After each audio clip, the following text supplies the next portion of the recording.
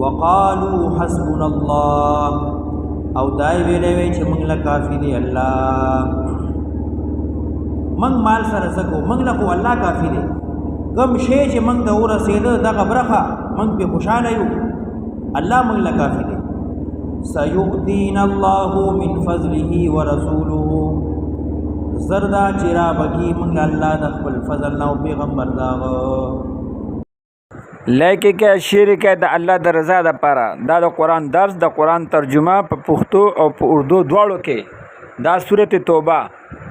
د 55 نمبر آیات نواله تر 60 نمبر آیات پورې ویډیو اخیره پورې ګوره بیا به سمجھ کې راځي تر څو ویډیو اخیره پورې نه کتلی سمجھ کې بنه راځي په لایک کېدو په شیر کېدو به تاسو ته الله پاک اجر راکړي موږ او تاسو به په قبرونو کې او خلک په ګوري او قرآن به اوري ترجمه به اوري او موږ تاسو ته به اجر ملاويږي علما نه تاسو کوي څوک چې د قرآن یو آیات ترجمه صرف ووري چې الله رب العزت ماته په قرآن کې دا فرمایلی دي عمل به وکي او نه کی په دومره اوریدو سره الله پاک دته د زر رکعاتو نفلونه زیات اجر ورکړي اوس ویډیو اخره پورې ګوره د صدقاتو اته مصارف ذکر کړي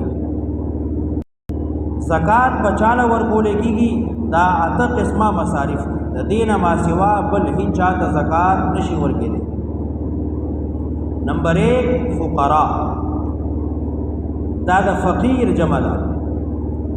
فقیر هغه چاته ویل کېږي چې هیڅ طرح کې نه لګي والمساکین د مسکین جمع ده مسکین هغه چاته ویل کېږي چې سنه سره درجه کې لګي یا د دې عکس فقیر او مسکین دا یو شی دی چا سره چې مال نه یا لګي خو د نصاب نه کمی نو دې زکات اغستې شي دې یا فقیر دی یا مسکین دی والعاملین علیها هغه کسان چې هغه گورنمنت ریاست مقرر کړل چې تاسو بځای او د خلکو نه زکات وصولوي تاسو بځای او د زمیدارو نه عشر وصولوي دا به د دې جبجي لګیدل نو دی به چې کله زکات ټول کو عشر به ټول کو نو هغه کې به د دې حق الخدمت د دې کړهو د دې تنخواګانې دا غي باقاعده او محکمه وا او هغه کې به کم عاملو نو هغه ته باقاعده دا غي نه تنخواه ملاوي ده هغه ته وی عاملین علیها هغه سړی چې هغه مقرر شوی د حکومت طرفنا د ریاست طرفنا د خلافت زمانه کې د زکات وصولولو د پاره د عشر ټولولو د پاره چې کوم سړی مقرر شوی نو دغه زکات نه دی خپل تنخواه غوښتي شي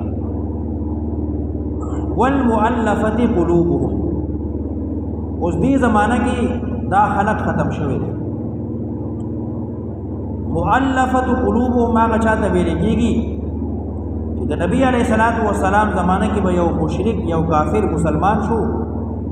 نو بیا به ورسره شي نه نو د زړه ساتلو د پاره چې دی بیا چرته واپس کافر نشي نو دله به زکات ورکړو تالیف للقلب چې د زړه کلک شي مطمئن شي او دې په تسلی شي نو دله به مال زکات خرچه ورکولا د توي مؤلفه قلوبهم دا اوس نشتا وفي الرقاب یو سړی جیل کې دی یا د چا ملازم دی نوکر دی او هغه خپل غلام جوړ کړی دی مکاتب چې سود زما پیسې نه خلاص کړي ما سره به غلامي کوي د توي رقاب نو که یو سړی د خلاصي د پاره د مالک او واقاله د زکات پیسې ورکی چې دا واخله او دې بریدا نو زکات ورکول شي والغارمین قرضدار غارمین نه هغه سړی مراد دی چې د خلکو روغي کوي جرګي کوي جرګي ماری اوزان کړي اوزان باندې تاوان راولي د دوه تنو روغه کوي اوزان باندې تاوان راولي د توي غارم نو کده ضرورتمند نو دلهم زکات دی اغستې شي چې ځان د تاوان نه بچي یا یو سړی قرضدار دی نو زکات اغستې شي د توي غارمین وفي سبيل الله بلار د الله کی تعلیم دے مدرسے یا مجاہد دے بارډر ولاړ دی یا حاجی صاحب دی کور کې خو مالدار دی خو مکی مدینه کې ورسره پیسې خلاص وي نو زکات اغستې شي وابن السبیل مسافر دی کور کې مالدار دی مسافر کې غریب دی شی ورسره نشته نو زکات اغستې شي دا اته قسمه کسان دي چې دې زکات اغستې شي الوان هم ډېر دي خو نافرمان دي نو دا مال او الوان دا ول دنیا کې عذاب دی وتزهق انفسهم او سی ساگانی ددی وهم کافرون دس حال کی چی انکار کون کی کفر کون کی د توبې وستونا کله چې به مرګ راځي نو داسې حال کې راځي چې د کفر په حالت کې دنیا راځي وتزهق انفسهم سی ساگانی ددی داسې حال کې چې دی کفر کون کی بی د توبې ويحلفون بالله انهم لمنكم بانی با جوړول منافقانو یو عذر بل عذر چې جهاد نزاد پاتې کی نو بیا به چې کله نبی علی السلام مدینه ته واپس راغی نو دی بیا قسمونه شروع کړو ويحلفون بالله قسمنا كي بنند الله انهم لمنكم يقينا ذي خامخادتا سندي من استاسو بلګری او استاسو تابعدار یو خو موږ د پلانې عذر وما هم منكم ندي تاسو نا استاسو بلګری ندي تابعدار ندي ولكنهم قوم يفرقون لیکن دا داسې خلک دي چې یریږي د تاسو نا یفرقون یریږي زړه کې استاسو یاره دا زکه استاسو څنګه راشي قسمونه کوي چې موږ د پلانې عذر زکه تاسو سره لاړو غوړي موږ استاسو ملګری یو تاسو تابعداري کوونکی کدا یاره ورسره نه وي استاد څنګه به نه راځي لو یجدون ملجأ او مغارات او مدخلا کچر تدیب یا مندلے زید پنائی او مغارا دنیا صغار او مدخلن یا زید دندکیدو سسورنگ لولو الیه نوختی وغ طرفتا وهم یجمعون دا سحال کی چدیب منڈی والے یو خو درپوک دی زڑکی استاسو یرا دا کدیتا د پناهي زه دی چرته بیا مونږ یای صغار ولیدو چې هغه کې ځان پټ کی پناه کی او مدخلن یا سورنګ ویني نو بیا ستاسو ته ناراضي بیا هغه کې پټي جهاد لنزي د الله دین د پاره نوزي او قسمونه کوي چې مونږ خو تاسو تابعداري کوونکیو صرف زړه کې تاسو یاره دا نو ځکه تاسو څنګه راځي چرته تاسو نه ما سیوا دی د پناهي ځای مونډلې یا یې صغار لیدلې وي یا یې سورنګ پیدا کړې وي نو په منډه به حالت در ځان به پناه کړو ومنهم من يلمزك في الصدقات بعض د دینه هغه دي چې الزام لګي تا باندې پیغمبره تعال لگئی عیب لگئی تا منی پیغمبرہ فی الصدقات بتقسیمولو دا صدقات کی یو منافق راگئے چی یا نبی اللہ یا محمد تاسو مال ویش کو انصاف نکو ما تا صبرخ نرسیدہ نبی علیہ السلام کو فرمائے چی زر انصاف نکم نو بلبلا سوک انصاف ومنهم من يلمزك في الصدقات بعضی ددینا هغدی چې عیب لګی تعال لګی تابنی وویشت خیرات کی فإن اعطوا منها رضو کچرت ورکړې شي دی لا د غمالنا نو خوشاله شي وإن لم يعطوا منها او کچرت ورنکړې شي دی لا د غمالنا اذا هم يسخطون بیا دی خفقان گئی ولو انهم رضوا کچرته دی خوشاله پاتې شوی وي ما په هغې مال آتاهم الله چې ورکړي له الله ورسوله پیغمبر داغه دی ته چې کومه برخه ورسېده که په دغې برخې دی صبر کړی وی خوشحالی اظهار کړی وی قناعت کړی وی وقالو حسبنا الله او دای ویلې وی چې موږ له کافی دی الله موږ مال سره سکو موږ له الله کافی دی کم شی چې موږ ته ورسېده دغه برخه موږ په خوشاله یو الله موږ له کافی دی سيؤتينا الله من فضله ورسوله زردا چرا بکی موږ الله د خپل فضل نو پیغمبر داغه کبیا چرتا بره راغه او غنایم راغله نو بیا به الله موږ له مال راکړي ان الى الله راغبون یقینا من په طرف د الله رغبت کوونکیو کدا وینا دی کړه وې دا خبره کړه وې لکان خیرا لهم ندا بغروا دی لرا پیغمبر علیہ السلام چې یو شی ویشي تقسیمي نو د ځان نه کوي الله ورته حکم دین واغسي انما الصدقات للفقراء د صدقات اته مصارف ذکر کړي او انما دا د حصر د بار دی او صدقات نه مراد صدقات واجبه دي یعنی زکات مال د تجارت کی زکات ته سرا اوسپین کی زکات ته ګړو بيزو کی او خانو کی سارو کی زکات ته دا فرض دی چې کله نصاب ته ورسي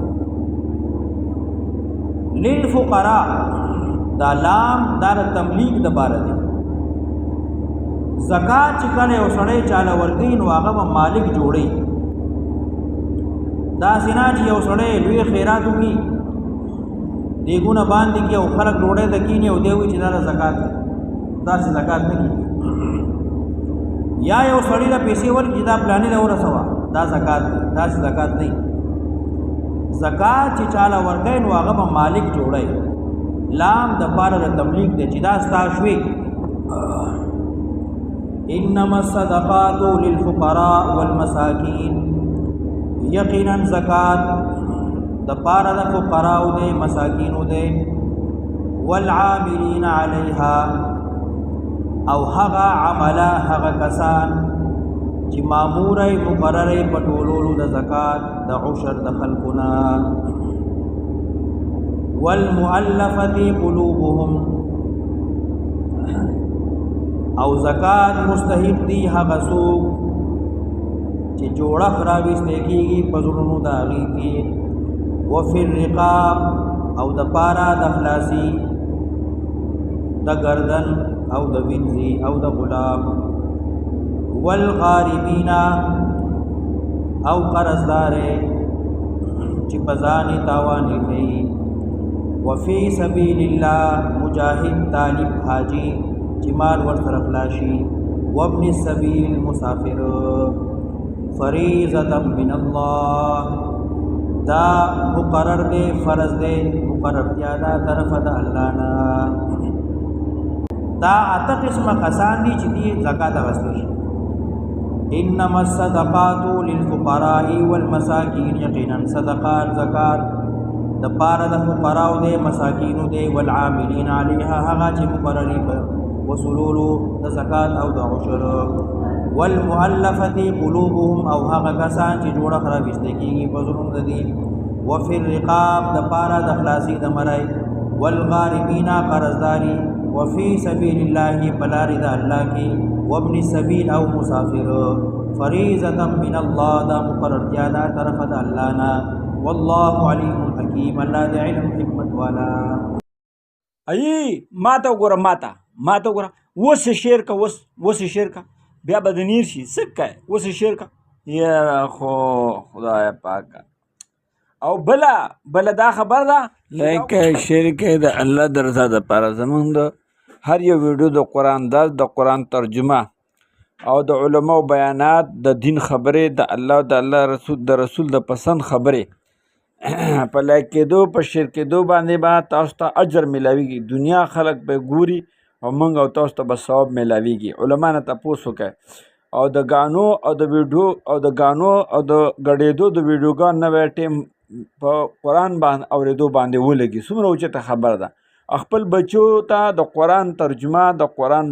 بیانونه، د دین خبرې او د علماو خبرې لګوئ. او د ګډېدو د ډانس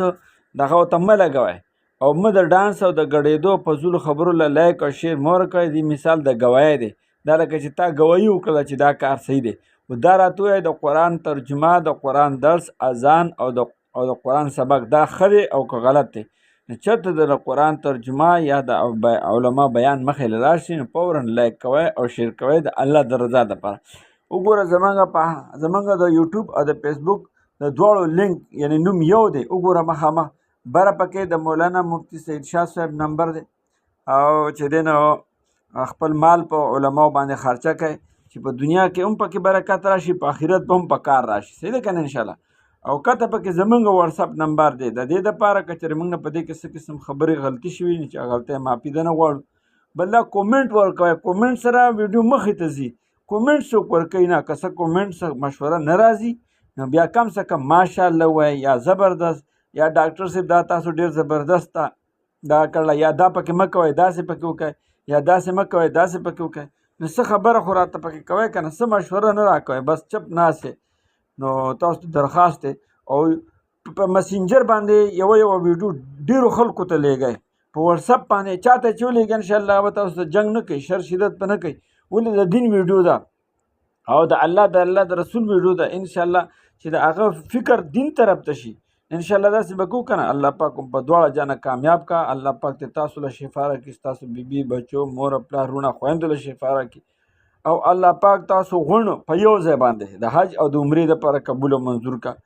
او الله پاکو په مال او په جان کې برکات واچو. الله پاکو آپس کې محبت پیدا کاش. او الله پاکو دشمنان د سره راضي کا او دشمنان د نه راضي کا چې